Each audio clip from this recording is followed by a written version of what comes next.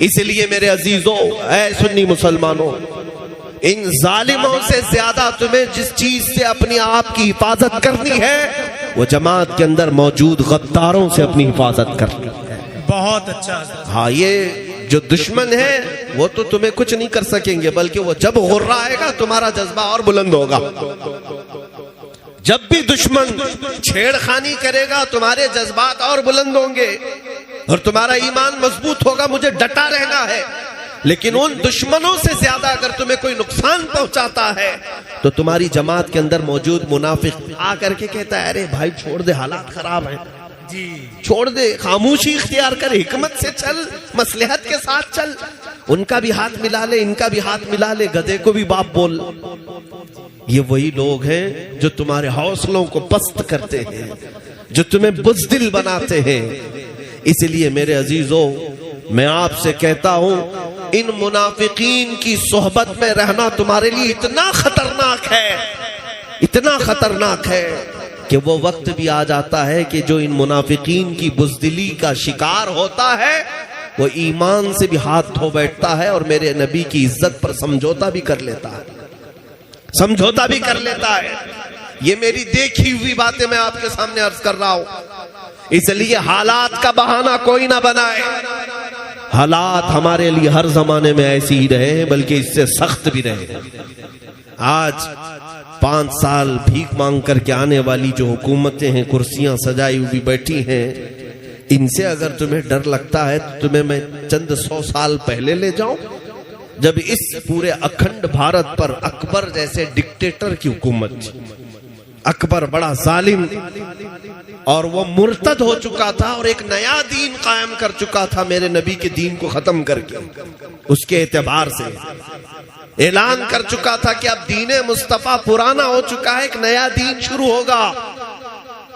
وہ ایسا بادشاہ جو الیکشن سے آیا نہیں، وہ ایسا بادشاہ جو جمہوریت کا نہیں بلکہ خود ساختہ، خود کا پاور، لاکھوں کی فوج اس کے پاس، اس وقت کا بھارت، اس وقت کا ہندوستان جس میں پاکستان، بنگلہ دیش، افغان کی سرحدیں، ایران کی سرحدیں بھی آتی تھی، اتنا بڑا بھارت کا وہ اکیلا بادشاہ جب یہ اعلان کر دے تب تو حالات اور کتنے خراب رہے ہوں گے۔ آج جو لوگ کہتے ہیں نا حالات خراب ہیں، اس وقت ایک ظالم کی حکومت ہے، فوج اس کے پاس، پولیس اس کے پاس، بادشاہ کے خلاف کوئی کہہ دے بات تو وہ تو موت کی سزا، پھانسی پر چڑھ جائے گا۔ لیکن جب نیا دین وہ شروع کیا، علماء بھی تھے، مدارس بھی تھے، مسجدیں بھی تھیں، مسجدوں میں اس نے اذان بند کر کے سیپ بجانے کا حکم دیا تھا، منبر پر مورتیاں رکھی جائیں گی اس کے نئے دین کے اعتبار سے۔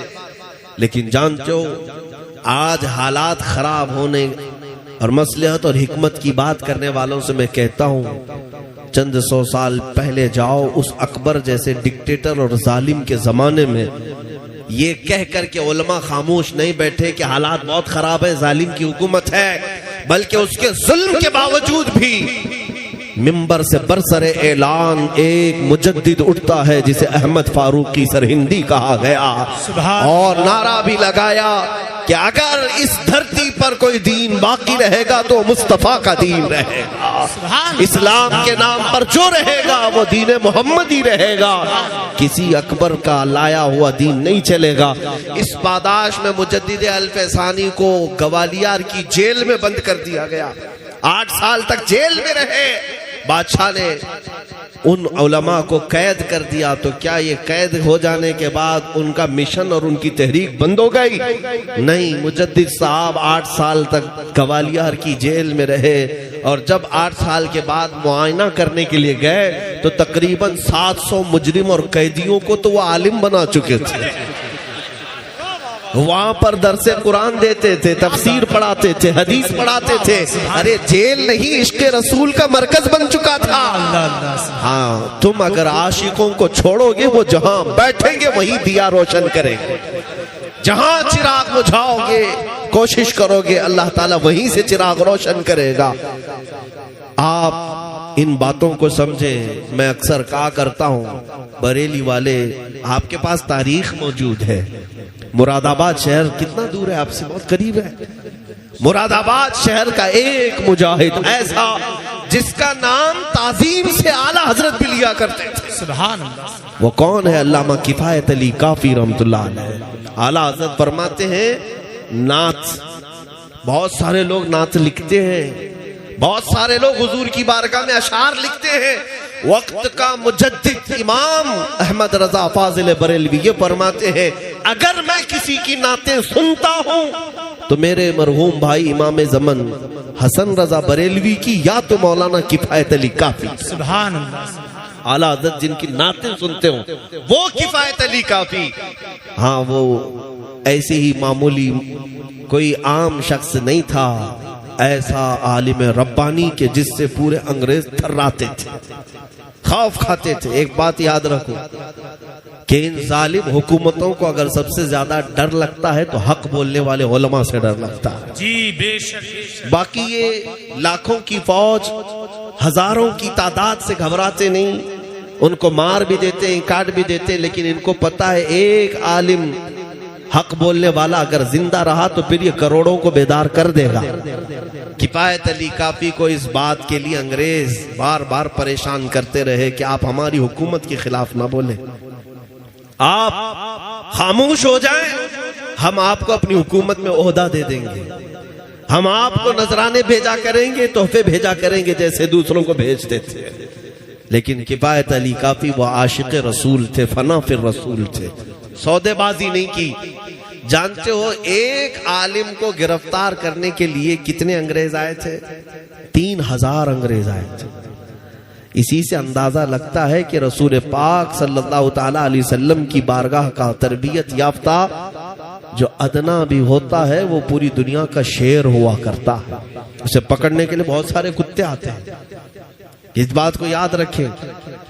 3000 لوگ آئے گرفتار کرنے کے لیے اور گرفتار کر کے لے گئے، وہ بھی یوں ہی نہیں، کسی غدار اور منافق کی مخبری کی وجہ سے. ہماری جماعت کا کوئی غدار تھا جس نے مخبری کر کے ان کو پکڑوایا. انگریز لے کر کے آئے تو دارالعمارت میں رکھ کر کے مولانا کفایت علی کافی کو بار بار ٹارچر کرتے تھے، سزائیں دیتے، لیکن آپ ٹس سے مس نہیں ہوتے. حضور پاک کی عزت اور حضور پاک کی ناموس کی حفاظت کسے کہتے؟ سنو. رات کے وقت انگریز گرم استری ان کے جسم پر پھیرتے تھے، استری کو گرم کر کے ان کے جسم پر پھیرا جاتا تھا، پریس، اور جب چمڑی جل جاتی تھی تو جسم پر نمک چھڑکتے تھے، نمک ڈالتے تھے.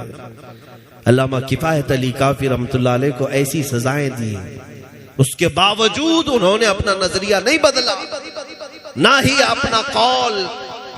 وہ چاہتے تو پیسہ بھی لے لیتے، عہدہ بھی لے لیتے، چھوڑ دیتے. حالات خراب ہیں، نہیں. جو سچا محب رسول ہوتا ہے وہ حالات کو نہیں دیکھتا، وہ گنبد خضرا کو دیکھ رہا ہوتا ہے. کفایت علی کافی رحمۃ اللہ علیہ کو مراد آباد کے چوراہے پر لا کر انگریزوں نے پھانسی پر چڑھانے کا حکم دیا. یہ 1857 سے پہلے کی بات ہے. توجہ، مراد آباد شہر کے چوراہے پر جب پھانسی پر آپ کو چڑھایا گیا اس وقت بھی آپ کی زبانوں پر اس زبان پر ایک ہی کلمہ تھا، کوئی گل باقی رہے گا نہ چمن رہ جائے گا، پر رسول اللہ کا دین حسن رہ جائے گا. سب فنا ہو جائیں گے کافی وہ، لیکن حشر تک نام حضرت کا زبانوں پر چلن رہ جائے گا. وہ یہ نعت پاک سنا بھی ہوگا آپ نے، مشہور ہے. اس کے بعد آپ کو پھانسی دے دی گئی. جو بات میں کہنے جا رہا ہوں سنو. علامہ کفایت علی کافی کو پھانسی دے کر، یہ ظالم بھی میری باتیں ہر چیز کوٹ کرتے ہیں، ابھی میڈیا چلائے گی دیکھیں. ہاں یہ دجالی میڈیا یہاں سے کٹنگ کریں گے، یہاں سے نکالیں گے. بھڑکاؤ مولانا، پاکستانی مولانا، آتنکوادی مولانا، تمہارے سرٹیفکیٹ کی ہمیں ضرورت نہیں. تم چاہے دہشت گرد بولو، آتنکواد بولو، ٹیررسٹ بولو، تم دلال ہو، جو کچھ کہنا چاہو کہہ لو. ہم جو کرتے ہیں وہ میرے مصطفیٰ کی عنایتوں سے ہے. ہماری نظروں میں سند تمہاری کوئی معنی نہیں رکھتی. الحمدللہ ہم سچے مسلمان کل بھی تھے، آج بھی ہیں اور انشاءاللہ رہیں گے. میں جو بات کہہ رہا ہوں، کفایت علی کافی رحمت اللہ علیہ کو پھانسی دینے کے بعد 8 دن تک یہ جشن منائے تھے. مولوی ختم ہو گیا، جو لوگوں کو بلاتا تھا تو ہزاروں جمع ہو جاتے تھے، اس کی بات میں اثر تھا. اب کون جمع کرے گا انہیں؟ نبی کے نام پر جب کفایت علی کافی پکارتے تھے تو ہزاروں کا مجمع اکٹھا ہو جاتا. کہاں سے لوگ آتے پتہ نہیں چلتا. جب انگریز 8 دن تک جشن منا رہے تھے، ختم ہو گیا. مولوی کو ہم نے پھانسی پر چڑھا دیا. جو لوگوں میں جان بھرتا تھا، لوگوں کو اٹھاتا تھا، لوگوں کو بیدار کرتا تھا، اسے پھانسی کے پھندے پر چڑھا دیا گیا. لیکن ان ظالموں کو پتہ نہیں قانون قدرت کیا ہے. رب ذوالجلال کا قانون اس دین کو چھلانے کے لیے ایسا ہے. تم ادھر مراد آباد شہر میں کفایت علی کافی کو پھانسی دے رہے ہو، پڑوس شہر میں مولا امام احمد رضا کو پیدا کر رہا. ایک عاشق رسول کو تم نے سولی پر چڑھا کر کے یہ تصور کر لیا کہ اب لوگوں کو عشق کے جام پلانے والا چلا گیا. لیکن اللہ کریم نے ایسا عاشق رسول دوبارہ پیدا کیا کہ وہ اٹھا تو صرف بریلی نہیں، نہ مراد آباد، نہ ہندوستان، بلکہ عرب میں، عجم میں، افریقہ کے صحراؤں میں بھی یہ بات گونجنے لگ گئی. مصطفیٰ جان رحمت پہ لاکھوں سلام، شمع بزم ہدایت پہ لاکھوں سلام، ڈال دی قلب میں عظمت مصطفیٰ. یہ ہر بچہ پکارتا ہے آج سیدی اعلیٰ حضرت پہ لاکھوں سلام. اس مجدد نے ایسا جام پلایا. اگر میں کہتا ہوں تقریریں سننے کا موقع نہیں ملتا تو ذرا حدائق بخشش پڑھ لیا کرو، اعلیٰ حضرت کے کلام سن لیا کرو. تمہارا ایمان بیدار ہو جائے گا، تمہاری قوت عشق میں اضافہ ہو جائے گا. ہو سکتا ہے آج تقریروں کا رواج الگ ہو گیا ہے، خطابت کے رواج الگ ہو گئے ہیں، نپے تلے انداز میں الفاظ کو سجا سجا کر کے بیان کرنا نہیں. میرے عزیزو، اعلیٰ حضرت کو اٹھاؤ. اگر کبھی تمہیں بے قراری ہو، بے چینی ہو، اعلیٰ حضرت کو پڑھو، وہ تمہیں ایسا جام پلائیں گے. اگر آنکھیں بند کرو تو صرف گنبد خضرا ہی نظر آنے لگے. ان کے نثار کوئی کیسے ہی رنج میں ہو، جب یاد آ گئے ہیں سب غم بھلا دیے ہیں. ان کی مہک نے دل کے غنچے کھلا دیے ہیں، جس راہ چل دیے ہیں کوچے بسا دیے ہیں. اس مجدد نے ہمیں عشق کا جام دیا ہے. اس لیے میرے عزیزو، جو بات میں کہہ رہا ہوں وہ یہ ہے کہ کچھ نہیں ہونا ہے اسلام کا اور قرآن کا اور عظمت اسلام کا. جو کچھ بھی ہے آج ہمارا اور تمہارا امتحان ہے. اسلام تو کربلا کے میدان میں بھی لہلہاتا رہا، حسین کٹ گئے، بچے شہید ہو گئے، لیکن کیا اسلام ختم ہوا؟ احمد بن حنبل کی پیٹھ پر کوڑے مارے جاتے رہے. امام وقت کو، امام اعظم ابو حنیفہ کا جنازہ جیل سے نکالا گیا، جیل کی سلاخوں میں آپ کو رکھا گیا. تو کیا اسلام ختم ہو گیا، پھیکا پڑ گیا؟ اسلام چنگیز کے زمانے میں بھی لہرا رہا تھا، ہلاکو کے زمانے میں بھی لہرا رہا تھا. ہر ظالم اپنی اپنی طاقت کے مطابق. چنگیز اور ہلاکو وہ ہیں جنہوں نے مسلمانوں کی کھوپڑیوں سے مینار تعمیر کر لیے تھے، دریائے دجلہ کو مسلمانوں کے خون سے لال کر دیا تھا. لیکن بغداد میں تب بھی اسلام ختم نہیں ہوا. چنگیز کا دور آیا، ہلاکو کا دور آیا، یزید کا دور آیا، کئی ایسے ظالم آتے گئے، لیکن اسلام کا یہ پودا ہمیشہ ہرا بھرا رہا. آج کے ظالموں، تم کان کھول کر کے سن لو، نہ تم اپنی طاقت میں چنگیز کو پہنچتے ہو، نہ ہلاکو کو پہنچتے ہو، نہ تم اپنے ظلم میں یزید کو پہنچتے ہو، نہ فرعون اور حامان اور شداد کو پہنچتے ہو. تمہاری حیثیت تو ان کے کیڑوں کے برابر بھی نہیں ہے. ان ظالم اور جابروں کے زمانے میں اسلام اگر پھل پھول رہا تھا تو میں یقین کے ساتھ کہتا ہوں، لاؤ تمہاری ساری طاقتیں، پھر بھی یقین یہ کہتا ہے کہ سارے اندھیروں کے اندر بھی اگر کوئی روشنی ہوگی تو میرے دین اسلام کی ہوگی، قرآن کی ہوگی، میرے مصطفیٰ کے نام کی ہوگی. عزیزان گرامی، میں اپنے بچوں کو یہی بات کہنا چاہتا ہوں، حضور پاک صلی اللہ تعالی علیہ وسلم کے نام پر اگر ڈرایا جا رہا ہے، ڈرنے کی ضرورت نہیں. ہاں، شرم اور خوف اسے ہونا چاہیے جو ریپ کے کیس میں اندر جا رہا ہو. شرم اور آر اسے ہو جو چوری کے کیس میں اندر جا رہا ہو.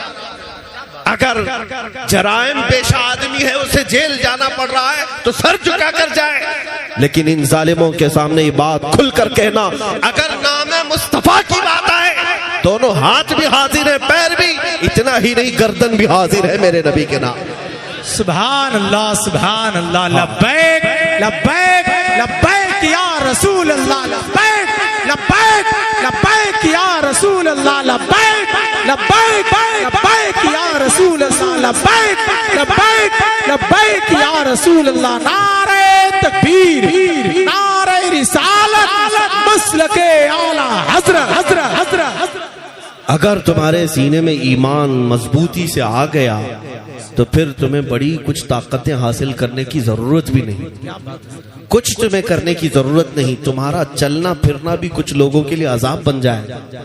ہاں تم خالی حضور کی سنتوں پر آ کر کے دیکھ لو، ایک بار یہ مجمع طے کر لے کہ جتنے ہیں اب سب داڑھی رکھ کر کے نکلیں گے، جتنے ہیں سب میرے مصطفیٰ کی داڑھی سجا کر کے جائیں گے۔ پھر سنو میں ہاتھ اٹھانے والا آدمی نہیں ہوں، وہ نعت خان لوگوں سے آپ اٹھوائیے، اپنے دل سے اگر تم اٹھ گئے تو بس کافی ہے۔ آج اگر یہ عہد کر لیا کہ میں نبی پاک کی سنت پر عمل پیرا ہو جاتا ہوں، میدان میں اترتا ہوں، پھر تم دیکھ لینا چلو گے پھرو گے، نہ تمہارے ہاتھ میں کسی ہتھیار کی ضرورت ہے نہ کسی سامان کی ضرورت ہے۔ ظالموں کے دلوں پر اللہ ویسے ہی تمہاری داڑھی کا رعب پیدا فرماتا ہے، کیونکہ یہ تمہاری اپنی نہیں ہے، یہ مصطفیٰ کریم کی سنت ہے، نبی کریم صلی اللہ تعالی علیہ وسلم کی سنت ہے۔ اعلیٰ حضرت نے ایک واقعہ لکھا ہے، صحابی رسول حضرت سلمہ بن اکوا کا، ایک صحابی ہے جن کو حضور کہا سپہ سالار کہا جاتا تھا، جماعت کا سپہ سالار، راجل رسول اللہ، پیدل چلنے والے جتنے بھی حضور کے سپاہی تھے ان کے یہ سپہ سالار ہوتے حضرت سلمہ بن اکوا۔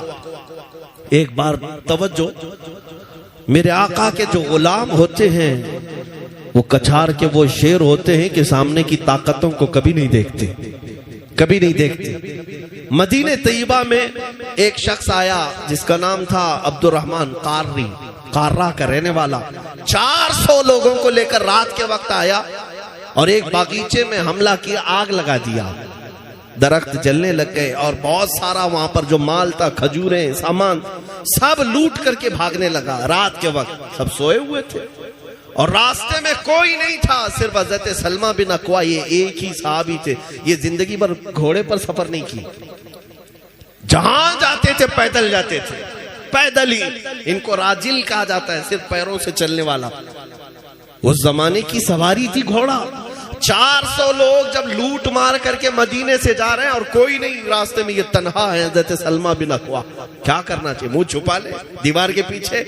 اللہ اکبر، جب میں وہ واقعہ پڑھ رہا تھا میرے رونگٹے کھڑے ہو گئے۔ سلمہ بن اکوا اپنے ہاں جہاں کھڑے تھے وہیں سے اٹھ گئے اور کہا ان دشمنوں کا پیچھا کروں گا، ایک بھی کھجور اگر ان کے جیب میں باقی رہی مدینے کی اس وقت تک لڑتا رہوں گا، چھوڑوں گا نہیں۔ نکل پڑے، ارے 400 لوگوں کا پیچھا کرتے ہوئے اکیلے جا رہے ہیں، اور حیرت کی بات یہ روایات میں وہ 400 ڈر کے بھاگ بھی رہے۔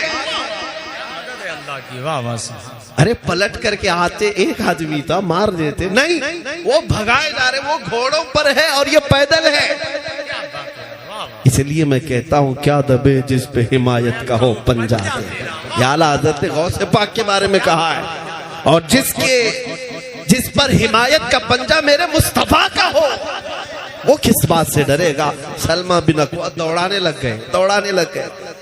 اعلیٰ حضرت نے پورا واقعہ لکھا ہے، یہ حدیث، کہا کہ اتنا دوڑاتے تھے کہ وہ گھوڑوں کو لے کر دوڑتے رہے، اور سلمہ بن اکوا کی چال اتنی تیز تھی کہ گھوڑے سے زیادہ تیز دوڑتے تھے، اور دوڑ کر جب کبھی کوئی ہاتھ میں آ جاتا گھوڑے پر بیٹھا ہوا اس کی ٹانگ کھینچتے، نیچے گرتا تو اس کی گردن پر پیر رکھ کر آگے بھاگتے، وہ وہیں پر تڑپتا رہتا۔ کتنوں کو اس قافلے سے ٹانگ کھینچ کر کے گرایا اور مارتے چلے گئے۔ وہ 400 لوگ گھبرائے ہوئے ہیں ایک سلمہ بن اکوا سے، ایک نبی پاک کے غلام سے۔ میرے عزیزوں، میں یہ بات کیوں عرض کر رہا ہوں؟ توجہ، عقل اس بات کو تسلیم نہیں کرتی نا، عقل اس بات کو نہیں مانتی کہ ایسا کیسے ایک آدمی 10 سے بھی نہیں لڑ پاتا، 400 کی بات۔ ہاں، اگر اللہ چاہے، اگر مولا چاہے تو ایک کا رعب 1000 پر بھی ڈال سکتا ہے، 1000 پر بھی ڈال سکتا ہے۔ کیا آپ نے نہیں دیکھا؟ ارے وہ تو صحابی رسول ہے، میرے مصطفیٰ کے غلام ہیں. ان کے بعد بہت زمانے کے اولیاء کاملین آئے. ارے میں اپنے امت کی ایک چھوٹی سی بچی کی بھی مثال دیتا ہوں.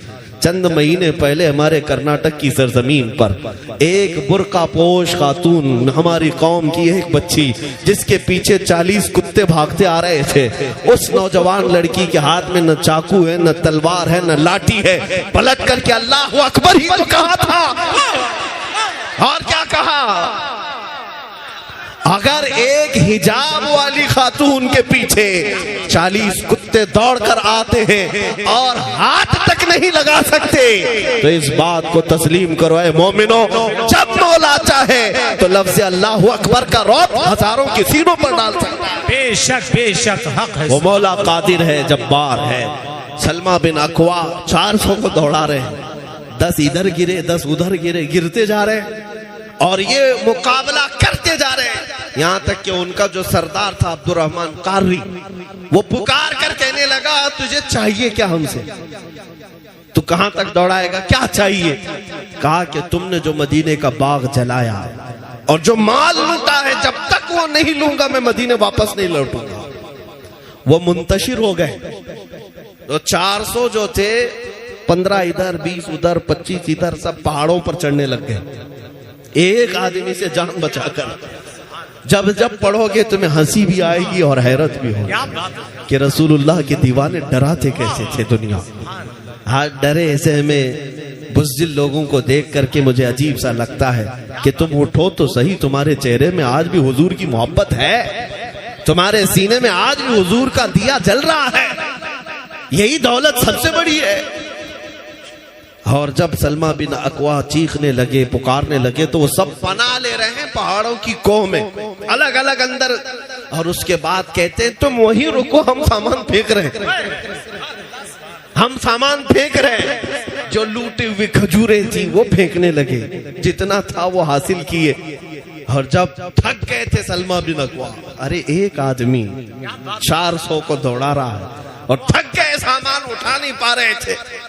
کہا کہ مجھے اس بات کا احساس بھی نہیں تھا کہ جب ان کے پیچھے دوڑ رہا تھا تو کم سے کم مدینے والوں کو بول تو دیتا. کسی کو خبر بھی نہیں کیا، اکیلے آ گئے. اور اس کے بعد ہوا کیا؟ سلمہ بن اکوا جب واپس لوٹنے لگے مال لے کر کے تو حضرت ابو قتادہ رضی اللہ تعالیٰ عنہ ایک صحابی ہیں، سنیے، یہ سب رکھ دو. حضرت ابو قتادہ رضی اللہ تعالیٰ عنہ ایک اور صحابی ہیں جن کو فارس رسول اللہ کہا جاتا ہے. گھڑ سواروں کے سپہ سالار وہ تھے. وہ 10 صحابہ کے ساتھ آنے لگے حضرت سلمہ بن اکوا کے پاس.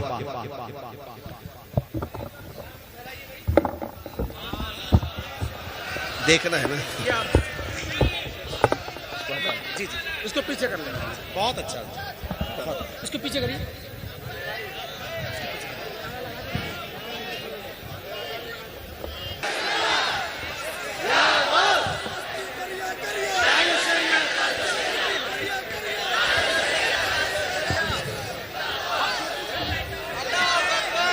چلے اگر دیکھنا ہی اہم ہے تو ہم کھڑے ہونے پر بھی فخر محسوس کرتے ہیں.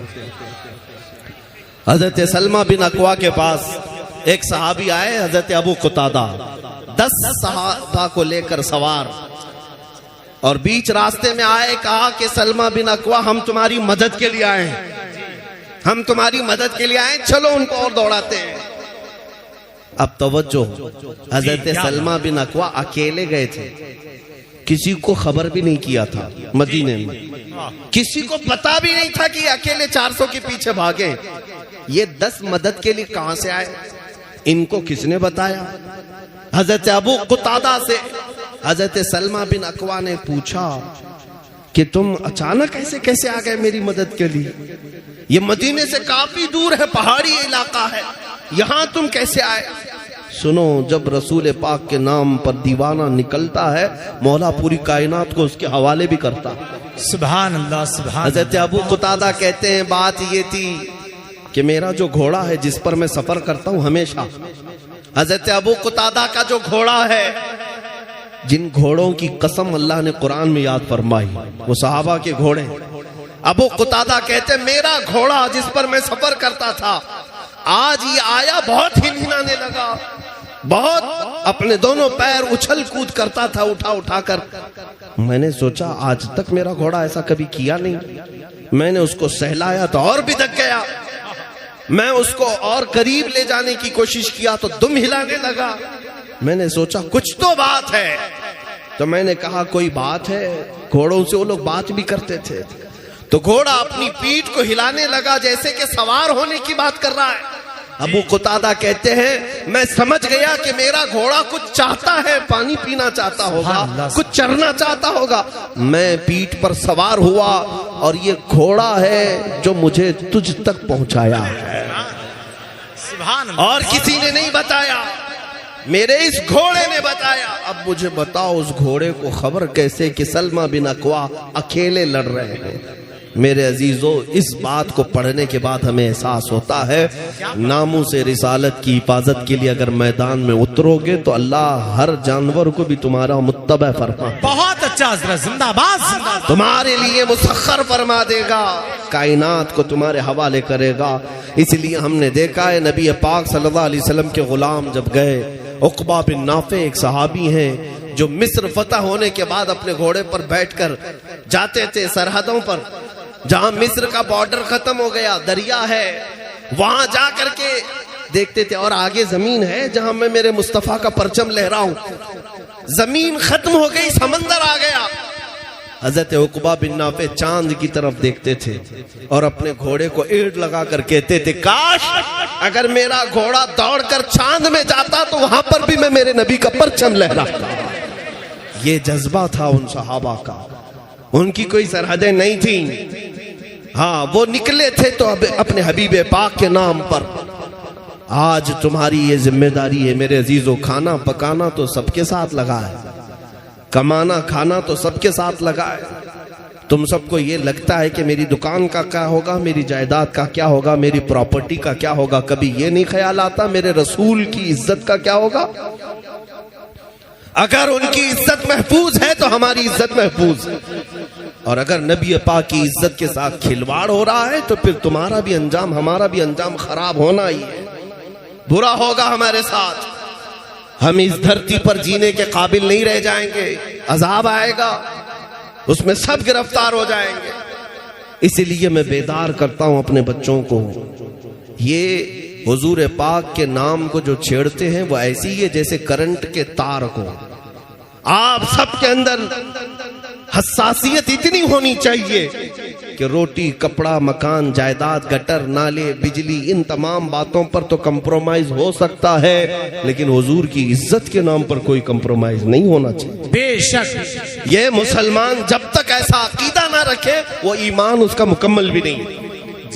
لا يؤمن احدكم حتى اكون احب اليه من والده وولده والناس اجمعين، تم میں سے اس وقت تک کسی کا ایمان مکمل نہیں جب تک وہ پوری کائنات سے زیادہ اپنے رسول سے محبت نہ کرے۔ بے شک بے شک، ماں باپ بھائی بہن سارے انسانوں سے زیادہ حضور سے محبت نہ کرے، اس کا ایمان ہی نہیں مکمل ہے۔ بے شک بے شک۔ ہاں کیا یہ سب تقریروں میں بولنے کے لیے رہ گیا؟ کہانیاں سنو گے تو؟ جب میدان عمل میں اترنے کی بات آئی تو عملی طور پر اترو میرے عزیزو۔ مدینہ طیبہ کی ان گلیوں کو یاد کرو کہ آج ہی مدینہ طیبہ میں ایک نوجوان کی شادی ہوئی، آج شادی ہوئی، اپنی دلہن کو لے کر گھر آیا، سہاگ رات ہے آج، اور سہاگ رات وہ دلہا اور دلہن کی زندگی کی یادگار رات، پوری زندگی کا ایک حسین لمحہ۔ لیکن رات کے وقت جب دولہا اپنی دلہن کے ساتھ مصروف تھا، آدھی رات میں مدینے کی گلیوں سے آواز آنے لگی، مشرکین مکہ مدینے پر حملہ آور ہو گئے، اور رسول اللہ اپنے صحابہ کے ساتھ میدان میں نکل پڑے، اے نوجوانوں اپنے گھروں سے نکلو۔ جب یہ آواز مدینے کی گلیوں میں آنے لگی، دولہا جو آج کی رات کا ہے اپنی سہاگ رات منا رہا ہو، اپنی دلہن کو بستر پر چھوڑا اور اٹھ کر کھڑا ہو گیا، کہا اے میری شریک حیات الوداع۔ ایک رات کا دولہا آج دلہن کو لایا ہو اور اٹھ کر کھڑا ہو گیا، کہا مجھے میرے نبی کے ساتھ جانا ہے، حضور نکل چکے مدینے سے، میں بستر پر نہیں سو سکتا۔ عورت ایسی نہیں کہ پیروں پہ گر جائے، ارے مجھے سہاگن کو کہاں بھاگن بنا رہے ہو، کہاں مجھے کس کے حوالے چھوڑ جا رہے ہو، کون پالے گا، کچھ نہیں۔ مدینے کی خاتون، ان کی آنچلوں کو لاکھوں سلام، وہ خاتون اٹھتی اور کہتی ہیں، یہ نوجوان نے کہا اگر تم چاہو تو مجھ سے طلاق لے لو، یا پھر اللہ کی مرضی پر قائم رہو، جو ہوگا دیکھا جائے گا، جنگ میں جا رہا ہوں کھیلنے کے لیے نہیں۔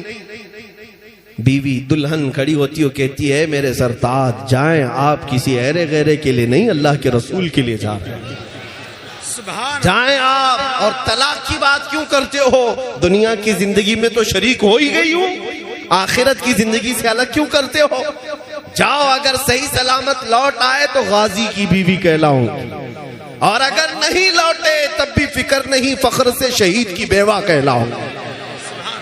یہ مدینے کی خواتین تھی، وہ آج کی رات کا دولہا حضور کی عزت کے لیے نکل پڑا اپنے گھر سے، اور میدان احد میں جب پہنچا، صبح کا وقت تھا، پھر جنگ کا میدان جب گرم ہوا، جب میدان گرم ہوا تو جانتے ہیں احد کی تاریخ پڑھنے والے یا سننے والے جانتے ہیں، دوپہر کے وقت احد کے میدان میں پانسا پلٹ گیا تھا، کفار و مشرکین حاوی ہو گئے، 70 صحابہ کی شہادتیں ہوئی اس میدان میں، انہی شہادتوں میں اس دولہے کی بھی شہادت ہوئی جو ایک رات کا دولہا تھا۔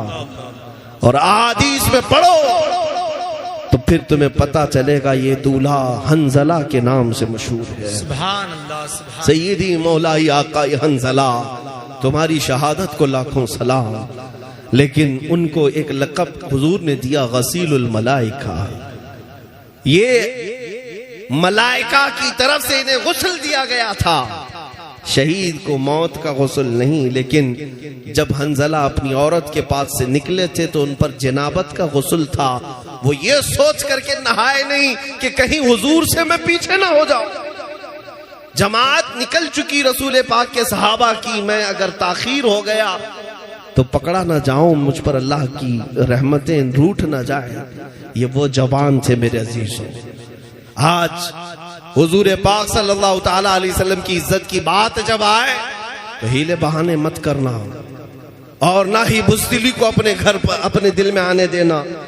تم جوان ہو، یقیناً اللہ تعالیٰ نے جو زندگی دی ہے وہ حضور کے نام پر دی ہے۔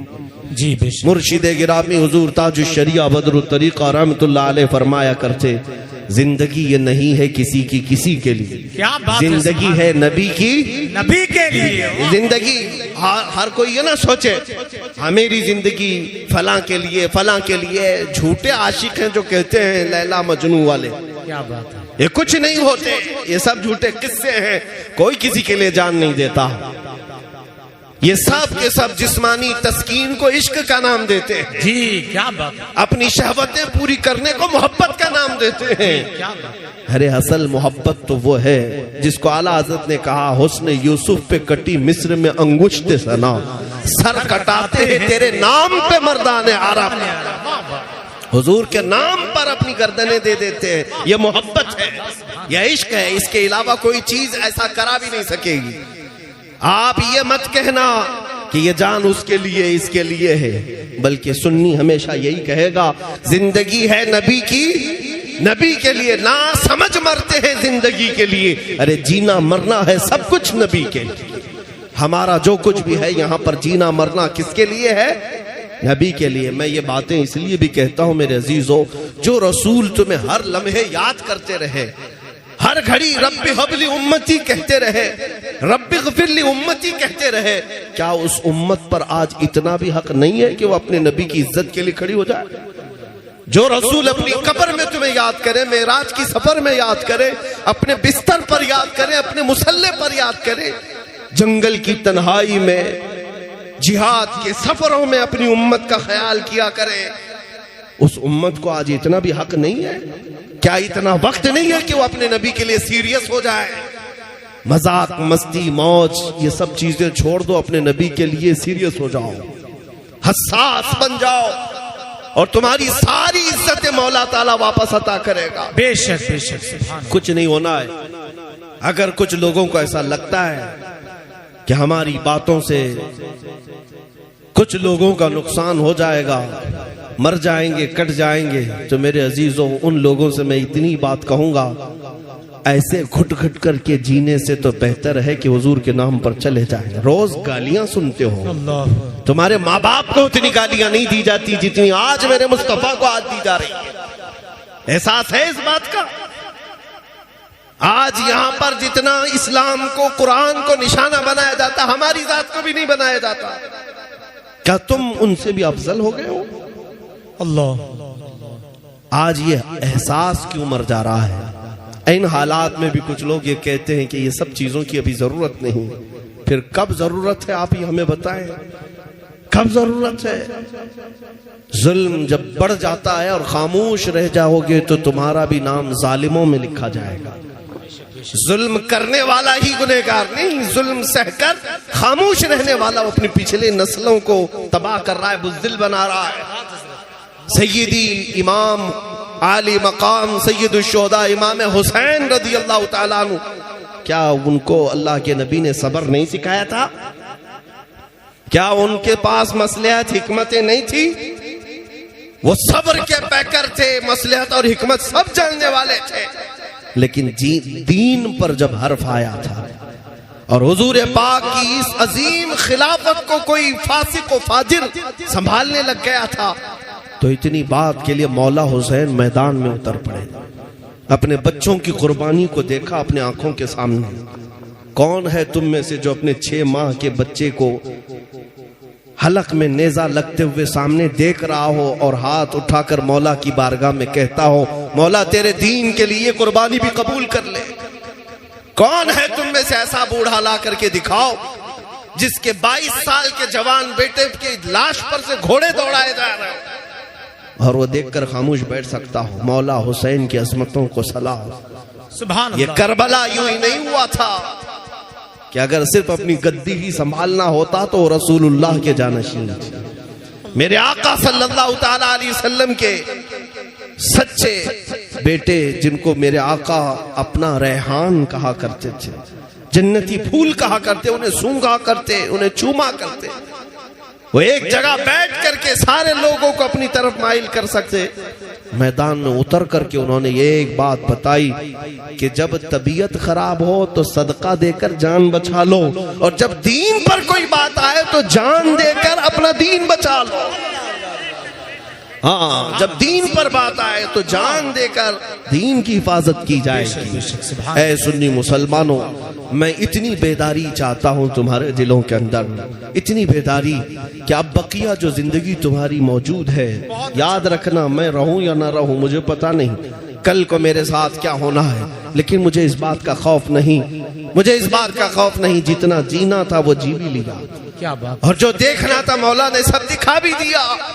مزید ہوس نہیں ہے، لیکن اتنی بات ضرور ہے نوجوانوں کہ ہمارے مر جانے کے بعد، ہمارے کٹ جانے کے بعد، ہمارے دار پر چڑھ جانے کے بعد تم منتشر نہ ہونا، بلکہ اپنے اتحاد کو ایسا مضبوط کرو کہ اس طرح مجھ جیسے ہزاروں کو بھی کاٹا جائے لیکن نبی پاک کے قدموں پر ہم اپنی جان نچھاور کریں۔ بے شک بے شک، سبحان جو جان مانگو تو جان دے دے، جو مال مانگو تو مال دے دے، مگر یہ ہم سے کبھی نہ ہوگا نبی کا جاہو جلال دے دے۔ اللہ اللہ اللہ اللہ، یہ نعرہ ہر ایک کا ہونا چاہیے۔ بے شک بے شک، اور جس دن تم بیدار ہو جاؤ گے پھر دیکھنا کہ کیسے کایا پلٹتی ہے۔ جی بے شک، ہاں، ایک بات مجھے اچھی طرح سے معلوم ہے، دنیا تمہیں نشہ کھلا رہی ہے، نشیڑی بناتی ہے، جواری بناتی ہے، شرابی بناتی ہے۔ سارے ہمارے محلے میں سب سیلسمین یہی ہوتے ہیں۔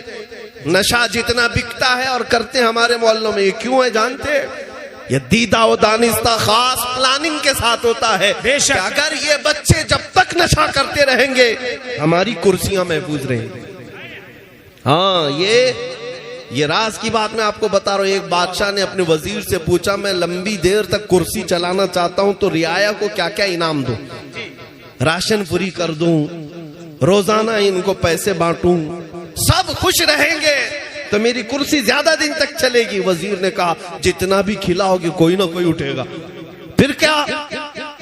اس وزیر نے کہا کہ ان کو نشہ کھلاؤ، ان کو نسوار کی عادت ڈال دو، یہ نشہ کرتے کرتے ایسے تھک جائیں گے تمہاری کرسی کا انہیں احساس بھی نہیں ہوگا، تم اپنی گدی پر محفوظ رہو گے۔ یہ ظالم دنیا یہی چاہتی ہے کہ اگر ان کو پتا ہے پوری دنیا میں اگر گرم خون کسی کا ہے تو محمد عربی کے شعروں کا ہی۔ کیا بات ہے، زندہ باد زندہ باد۔ رسول پاک صلی اللہ تعالی علیہ وسلم کے ان غلاموں کا ہی ہے۔ تاریخ ہے ہماری، ٹل نہ سکتے تھے جنگ میں اگر اڑ جاتے تھے، پاؤں شیروں کے بھی میدان سے اکھڑ جاتے تھے، حق سے سرکش ہوا کوئی تو بگڑ جاتے تھے، ارے تیغ کیا چیز ہے ہم توپ سے بھی لڑ جاتے تھے۔ بے شک یہ تاریخ ہے اور دنیا یہ جانتی ہے، اس لیے تمہیں جب تک وہ سلا سکتی ہے سلائے گی، جب تک تمہیں غافل کر سکتی غافل کرے گی۔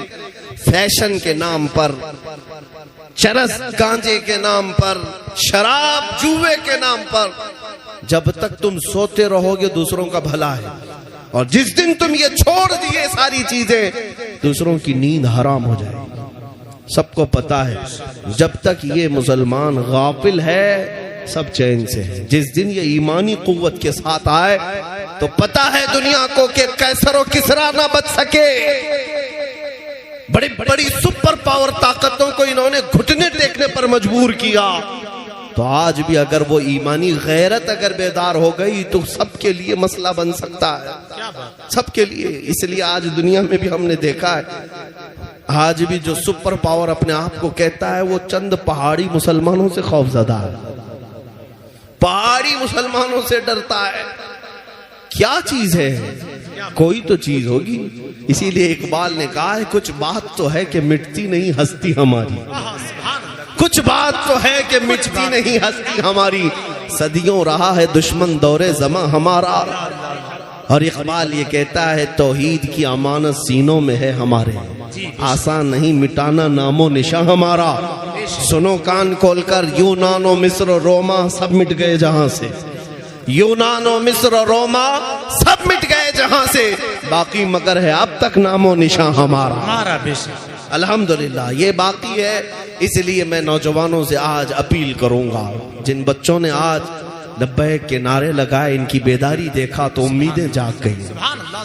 علماء کا یہ ممبر سجایا تو اب صرف اور صرف اس کو فارمیلٹی کے طور پر جلسے مت کرو کہ جلسہ سجانا ہے، لائٹ لگانا ہے، اسٹیج سجانا ہے، کچھ لوگوں کو بلانا ہے، نذرانے دینا ہے، پیسے اڑانا ہے، یہ فارمیلٹی نہیں، بلکہ آپ اگر جلسہ ہو تو اس نیت کے ساتھ کہ جب جتنے یہاں پر آئیں گے اور سب عاشق رسول بن کر نکلیں گے، سبحان اللہ، آنے والے بھی اور سننے والے بھی یہ جذبہ لے کر کے جائیں گے کہ اس مجمع کے بعد اس جلسے سے اٹھیں گے تو یہ عہد کر کے اٹھیں گے، گانے باجے چھوڑ دیں گے، جوا نشہ چھوڑ دیں گے، اور جتنی غفلت تھی سب چھوڑ دیں گے، اب جائیں گے تو جئیں گے میرے مصطفیٰ کے لیے جئیں گے، اور یہ کہتے ہوئے سوئیں گے میں سو جاؤں یا مصطفیٰ کہتے کہتے، کھلے آنکھ میری صلی اللہ کہتے کہتے، اور پھر میرے مصطفیٰ کو پکار کر کہیں گے یا رسول اللہ تھکا ہارا آپ کا غلام آپ کے دربار میں آ گیا،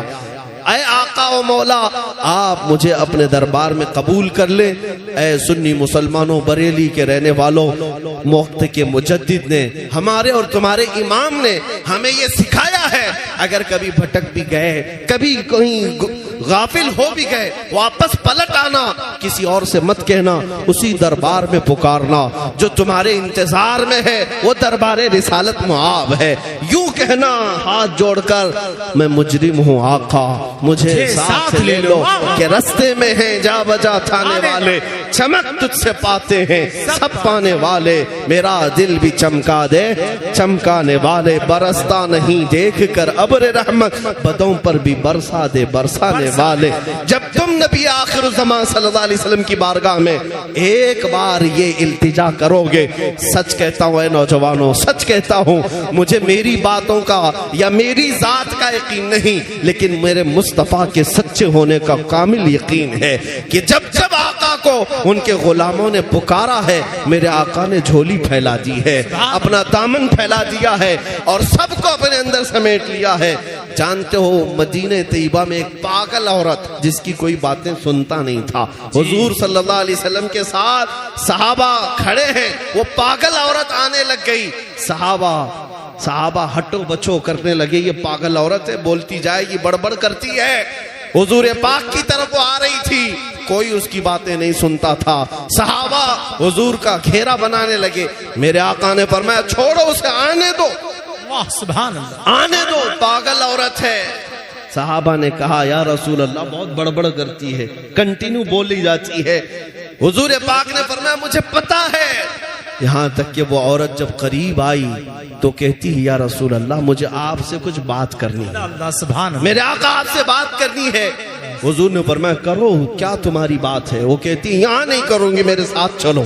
میرے آقا کو لے کر چل پڑی، یہاں تک کہ صحرا میں پہنچ گئی، گلیوں سے نکل کر کے صحرا میں پہنچ گئی۔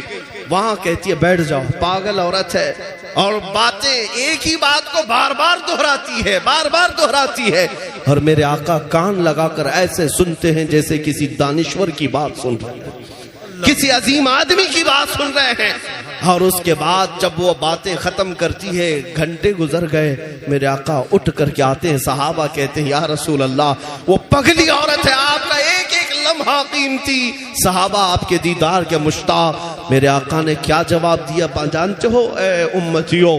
میرے آقا فرماتے ہیں مجھے پتا ہے پورے مدینے میں اس کی کوئی بات سنتا نہیں، اگر میں بھی نہ سنوں تو وہ کس کے پاس جائے گا؟ اللہ اللہ سبحان اس کو یہ اعلیٰ حضرت نے فرمایا تھا کرو عرض بارگاہ مصطفیٰ میں، تجھ سے منہ چھپاؤں تو کروں کس کے سامنے؟ کیا اور کسی سے توقع نظر کی ہے؟ بد ہیں تو آپ کے، بھلے ہیں تو آپ کے، ٹکڑوں پہ یہی کے پلے ہیں، رخ کدھر کریں؟ سرکار ہم کمینوں کے اتوار پر نہ جائیں، آقا حضور اپنے کرم پر نظر کریں۔ جس دن تم یہ احساس بیدار کرو گے میرے آقا آج بھی اپنے دامن رحمت میں جگہ دینے کے لیے تیار ہے، حضور تمہارے انتظار میں ہیں۔ حضور پاک صلی اللہ تعالیٰ علیہ وسلم اپنی امت کے احوال ہر جمعرات سنتے ہیں، فرشتے ہمارے احوال اعمال ہر جمعرات میرے آقا کو سناتے ہیں جا کر، فلاں امتی ہفتے بھر میں یہ کام کیا، تمہارے دن کے اجالے میں کیے ہوئے کام، رات کے اندھیرے میں کیے ہوئے کام، سب فرشتے لے جا کر جمعرات کو سناتے ہیں۔ اے مسلمانوں کبھی احساس کرو کہ جب جب فرشتے میری خبر دیتے ہوں گے تو کیا کیا کام میرے آقا کو سناتے ہوں گے، میرے گناہ بھی میری نیکیاں بھی۔ ہم یہ تک نہیں چاہتے کہ میرے باپ کو میری برائیاں معلوم ہوں، چھپ کر کے کرتے ہیں، لیکن کیا تمہارے اندر یہ احساس نہیں کہ جب رسول اللہ کو فرشتے میرے بارے میں سنا رہے ہوتے ہوں میرے آقا پر کیا گزرتی ہوگی؟